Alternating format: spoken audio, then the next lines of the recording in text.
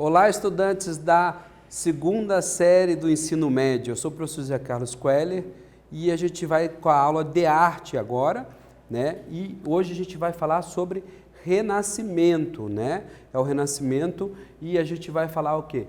Os objetivos da aula de hoje é compreender a importância cultural, social e humana do renascimento, elencar o contexto histórico e do movimento artístico, tá? A gente vai trabalhar, a gente não vai chegar tanto a ponto de comentar sobre artistas, a gente vai buscar na história tudo que envolveu para a gente desenvolver esse período tão importante na história da humanidade. Iremos analisar primeiro o movimento artístico pós-Idade Média. Idade Média que era considerada a Idade das Trevas, né? Você já ouviu falar em Renascimento? Claro, porque Renascimento a gente estuda desde que nasceu, né? Todo mundo já ouviu falar em Renascimento, talvez o movimento mais conhecido, o primeiro, o top of mind que a gente fala, né? O primeiro que vem na mente das pessoas é o Renascimento. Já ouviu falar no teto da Capela Sistina? Eu podia brincar com vocês. Já ouviu falar na Mona Lisa? Não, mas o teto da Capela Sistina, para a gente tirar um pouquinho daquela ideia. E no desenho animado das Tartarugas Ninja, você já sabe que foi inspirado, né, em artistas do Renascimento. Não podemos esquecer isso também. Então, assim, Renascimento se desenvolveu de 1300 a 1600, alguns colocam 1350, né? É um período que a gente não tem exatamente, aqui começou o Renascimento. E também eles não se julgavam renascentistas, né? Eu nasci no Renascimento. Não, isso foi o termo, né, Renascimento, que a gente vai até trabalhar um pouquinho mais para frente, ele foi julgado pelo Joseph Vasari lá já no final do Renascimento, que falou que eram artistas que se renasciam, né, a ideia de renascer. Além de reviver a antiga cultura greco-romana, que é a inspiração de beleza, os ideais dos filósofos daquela época, é um período histórico de incontáveis realizações no campo das artes. Superaram a herança clássica e tornou o período de maior avanço para a humanidade, né, principalmente tecnológico, tá? Prosseguindo. O artista não vê mais o homem como observador das coisas de Deus, porque a Idade Média era uma sociedade teocêntrica, onde Deus é o centro de tudo, tá? E sim um mundo que expressa a grandeza desse Deus. Quem é a grandeza de Deus? Nós, homens, pensando como uma realidade compreendida cientificamente. Então eles vão começar a buscar a importância científica de todos os fatos e buscar uma resposta científica para quase todos os fatos, tá? Ocorreram progressos incantáveis nos campos das artes, literatura, das ciências, que superaram as heranças clássicas, que é o que eles resgatavam, greco-romana, tá? Surgimento da burguesia. Todas as cidades naquela época, elas eram cidades com portões fechadas, né? Que eram os burgos, né? Esses portões, esses muros em volta da cidade, eram chamados de burgos. E a cidade foi ficando pequena para a população. Aí surgiram os burgueses, que são aquelas pessoas que começaram, comerciantes, tudo começaram a morar fora desses muros, desses portões, né? E começou a crescer o poder aquisitivo deles, tá? Prosseguindo, já com a primeira pergunta para vocês, os valores renascentistas marcaram, alternativa A, o sentimento como o princípio básico do pensamento moderno, alternativa B, a transição do capitalismo e uma nova classe econômica. Qual que é a resposta correta? Essa está tão fácil que vou dar uma piscadinha e a gente já volta.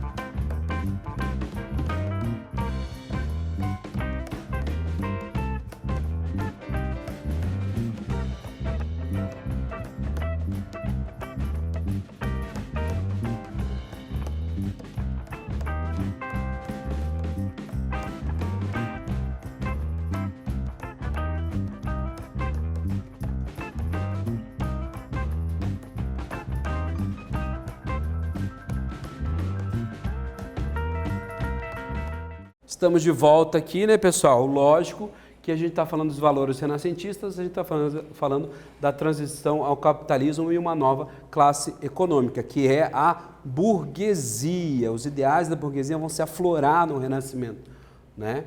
Então, a alternativa correta é a B de bola.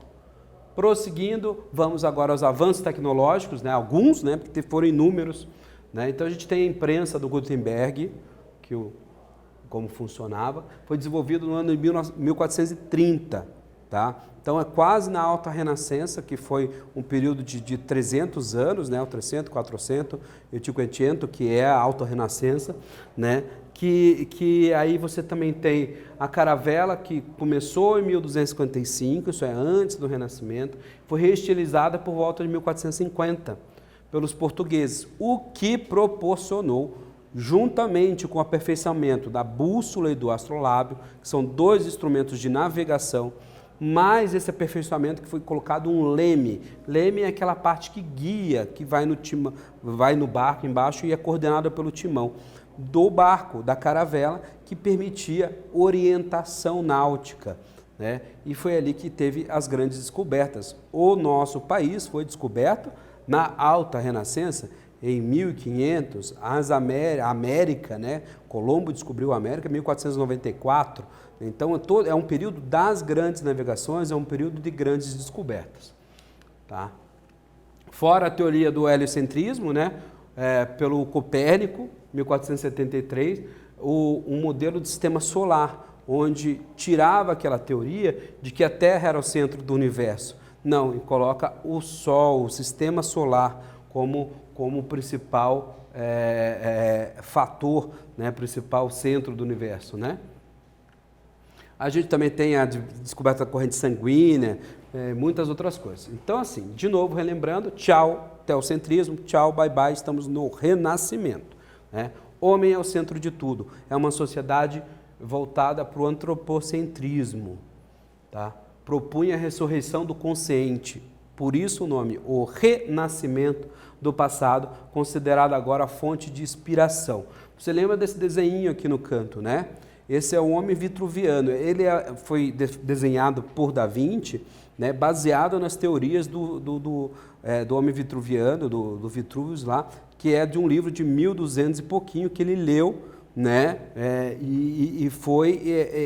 e desenhou, ilustrou aquilo que ele conseguiu ver, onde o homem é o centro das figuras mais perfeitas. Então, o umbigo dele fica no centro do círculo e no centro do quadrado, que são as figuras geométricas perfeitas, tá? Segundo o testezinho, o Renascimento foi um movimento que se expandiu por quase toda a Europa, né? Sobre o tema, é correto afirmar que, alternativa A, houve retorno aos ideais medievais e sua concepção teocêntrica. Alternativa B, os artistas buscaram apoio no racional, valorizando o ser humano. Essa está mais fácil que a primeira. A gente já volta.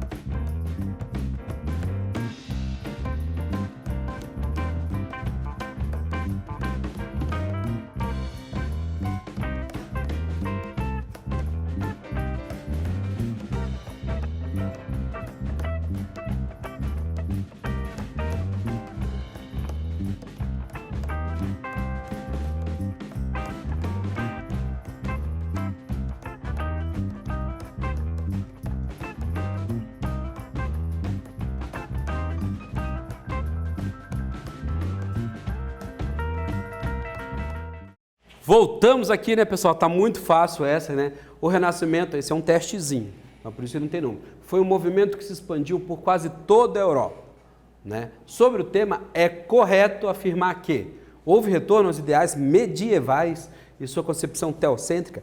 Claro que não. Sociedade antropocêntrica. O homem é o centro de tudo. Tá? Letra B. Os artistas buscaram apoio ao racional, valorizando o ser humano. Claro que a letra B de bola, né, pessoal? Então tá aí a resposta, a letra B de bola. Vamos prosseguir com a aula.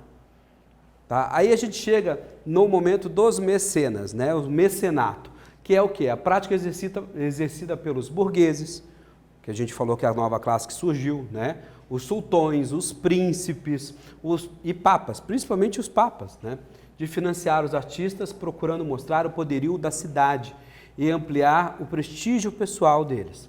Então a gente tem dois grandes nomes, um a gente vai falar num outro momento, não é agora, que é o Papa Júlio II, né? O outro, Lourenço de Médici, ele foi um grande patrono, ele foi artista, ele influenciou muitos artistas, quer dizer, o Michelangelo foi um dos seus grandes pupilos, né? Com 24 anos, ele faz a Pietà, ele tem o material, ele se inspira em Donatello para suas ideias, né? Vê o Donatello um grande espelho, ele queria ser um baita escultor, acabou se revelando também na pintura do Teto Capela Sistina, né? Mas a gente tem bem esse incentivo. E a gente vai ver muito desses mecenas, né, comprando seus cargos na igreja. Isso também a gente vai falar num outro momento, né, para se tornar cardeal e outros cargos eclesiásticos, né? Dentro da pintura, a gente tem as características, o surgimento do claro e escuro, que são os contrastes. Isso vai se exaltar mais ainda no movimento barroco. Então, vai surgir no Renascimento, mas o barroco que vai levar o claro e escuro, os contrastes extremos, né? Até porque vai trabalhar sentimentalismo, né? No período que se segue depois do Renascimento. A técnica do esfumato, que é o gradiente em tons de cinza, então há um sombreamento, há uma preocupação com não só a figura que a gente tinha na Idade Média, a figura principal, e sim com todo o cenário, né, tudo que envolve, né, a obra em si. Tá? O escorço, que é o efeito de perspectiva do corpo pintado ou esculpido, né, é a técnica da perninha dobrada, tá, que a gente vê. O efeito Mona Lisa, que é o olhar para o observador, que foi retratado, conhecido, concebido a primeira vez na obra Mona Lisa, que é aquele que o Da Vinci cria a teoria de colocar os olhos voltados para a ponta do nariz, um deles, né, porque senão vai ficar vesgo, né, voltados para a ponta do nariz e olhando de lado, e vai dar a impressão que aquela obra de arte vai estar sempre perseguindo você, por onde quer que você esteja.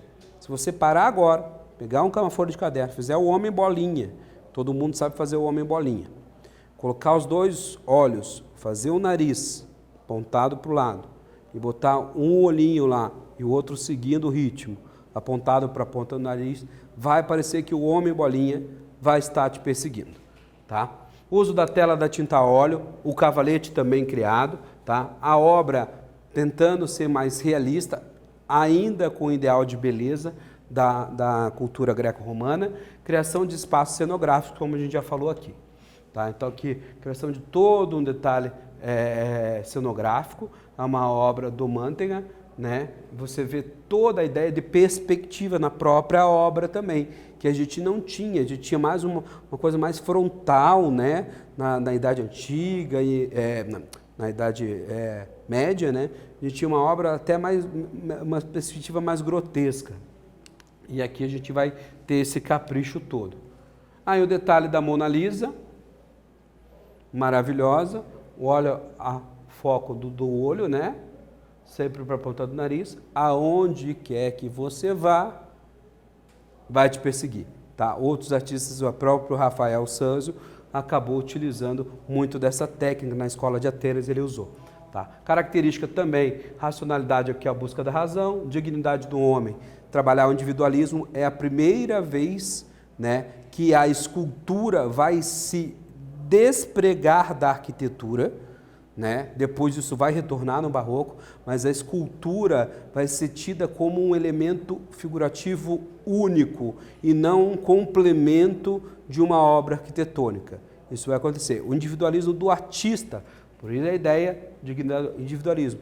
Agora a gente vai conhecer os artistas pelo nome. Eu sei qual artista está fazendo, né? Até então, qualquer um podia fazer, né? E não ter o reconhecimento necessário. Agora não. Eu sei que é o Da Vinci, eu sei que é o Michelangelo, né? Muitos da cidade de Florença, né? Que a gente pode falar isso no outro momento. Reutilização da arte greco-romana, né? Rigor científico e a nova classe burguesa, né?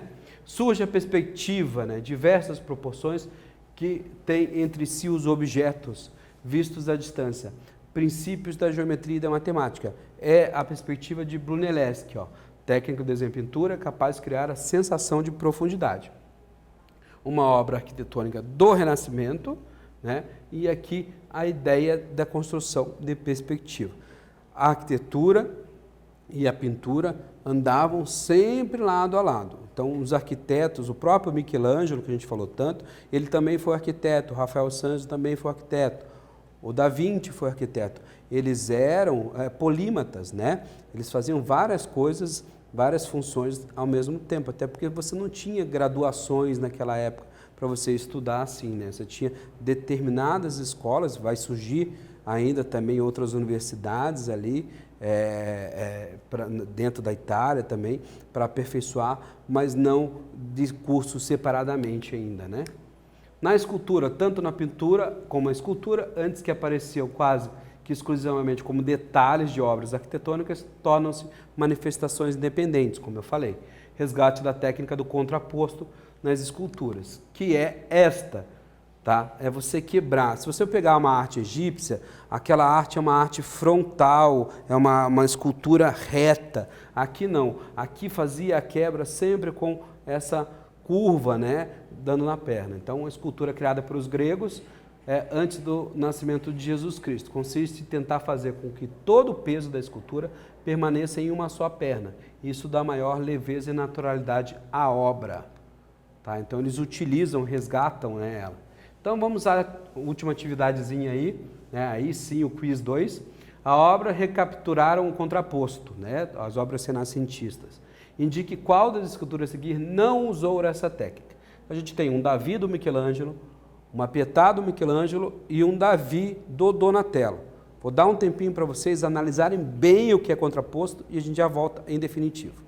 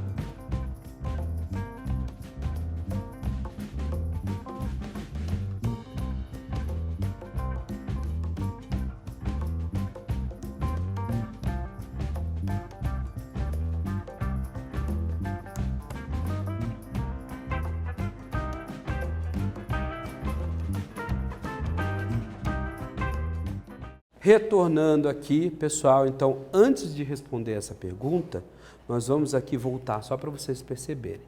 Vamos ver se vocês percebem bem o que eu quero. A gente fala muito, hoje a gente falou muito da escultura, né, e da técnica do contraposto. O que vem ser essa técnica? De novo a gente coloca aqui, ó, é a quebra, né, permanecer numa perna só. Então a gente vai ouvir, aqui a gente não vai conseguir ver o professor dobrar a perna, né, mas você vai dobrar para o quê? Para você dar naturalidade à sua escultura, a perfeição. A gente vai ter o grande Davi do Michelangelo, que a gente aparece aqui, né? É o Davi de 6,3 metros de altura. Vale ressaltar que o Davi do Michelangelo não teve emenda, é uma obra em mármore sem emendas, né? Foi construída a partir de uma única pedra de bloco de mármore.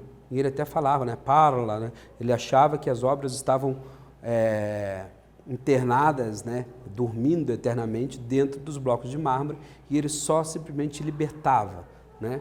Aqui a gente tem o do Donatello, que é um Davi mais singelo, feito em bronze. Ele é menor, se não me engano, ele tem 1,63 m, 64 m, alguma coisa assim. E aqui a gente tem uma figura da Pietà, que é a representação de Maria com Jesus Cristo no colo. É impossível Maria estar fazendo a técnica do contraposto, né? Olha a perninha, ó. Dobrou, dá para ver que o peso está nessa primeira perna do Davi. Então, qual que é a resposta correta?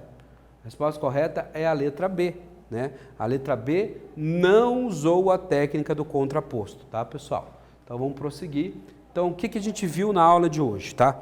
A gente analisou a arte produzida no Renascimento, não comentamos ainda especificamente de cada artista, não é o objetivo. O objetivo hoje era buscar, né, essa técnica do Renascimento, compreendendo também a importância desse período para a história da humanidade. Falamos da escultura, da separação da arquitetura e escultura como elementos individuais, né? Espero que você tenha gostado da aula e até a próxima, se Deus quiser.